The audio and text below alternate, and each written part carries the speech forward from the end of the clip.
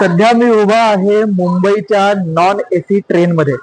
खरं म्हणजे मुंबई लोकल ही लाईफलाईन म्हटली जाते मुंबईची, आणि ती जी लाईफलाईन आहे ती सध्या ऑटोमॅटिक डोअरची असणार आहे। म्हणजेच काय तर आपोआप हे जे दरवाजे आहेत ते बंद आणि सुरू होणार आहे। आणि होणार काय तर जे लोक लटकतात आणि जीव जातो, या प्रवाशांचा जीव यापुढे आता जाणार नाहीये। ही जरी आनंदाची बातमी असली तरी देखील जेव्हापासून ही ट्रेन आपल्या मुंबईमध्ये आली आहे तेव्हापासून मराठीच्या मुद्द्यावरून जरा प्रसार माध्यमामध्ये आपण बघतोय की टीका ही केली जाते या ट्रेनवर। खरं म्हणजे आपण इथून बघू शकतो की जे लिहिलं गेलेलं आहे की स्त्रियांसाठी सामानाचा डबा सकाळी 4 ते सकाळी 10 वाजेपर्यंत, म्हणजे याविषयी रेल्वे प्रशासनाने महत्वाची माहिती दिली आहे।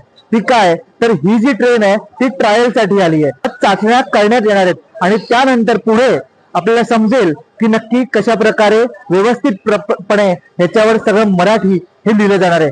यामुळे आता जरी या प्रकरणी वाद निर्माण झाला असला तरी यामध्ये कोणताही वाद नाही, कोणीही घाई करू नये असं रेल्वे प्रशासनाने सांगितलंय। आता आपण जरा पुढे येऊया आणि बघूया नक्की आतमध्ये ही ट्रेन दिसते कशी। तर बघू शकतो आपण ट्रेन नक्की कशी आहे।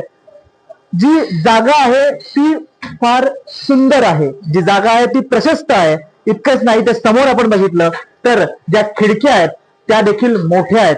जर समोरच आपण जी ट्रेन बघतोय ती ट्रेन आहे नॉर्मल लोकल आणि ही आहे आपली नॉन एसी लोकल, जे दरवाजे बंद होतात। आपण बघू शकतो की मध्ये जो दांडा आहे तो दांडा या ट्रेनला नाहीये, म्हणजेच काय तर मध्ये जागा जास्त उपलब्ध झालेली आहे। त्याचबरोबर बाजूला ज्या खिडक्या आहेत त्यात 2 खिडक्या होतील अशी एक इथे खिडकी, यामुळे व्हेंटिलेशन देखील होईल याकडे लक्ष दिलं गेलंय। त्याचबरोबर लोकलच्या मध्ये आपण बघितलं तर स्पेस ज्याला आपण म्हणतो की लोक थांबू शकतील, लोकांसाठी जास्तीत जास्त जागा होईल अशा प्रकारचे या ठिकाणी नियोजन हे रेल्वे केले गेले आहे।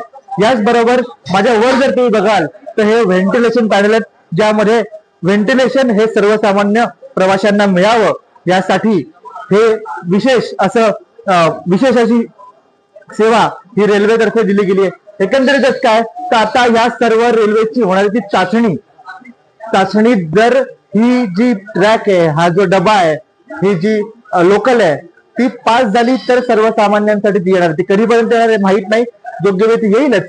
मात्र रेल्वे प्रशासनाने सांगितलंय की आम्ही सुविधा देतोय सर्वसामान्य मुंबईकरांना, जास्तीत जास्त सुविधा आम्ही पुरवतोय सर्वसामान्य मुंबईकरांना।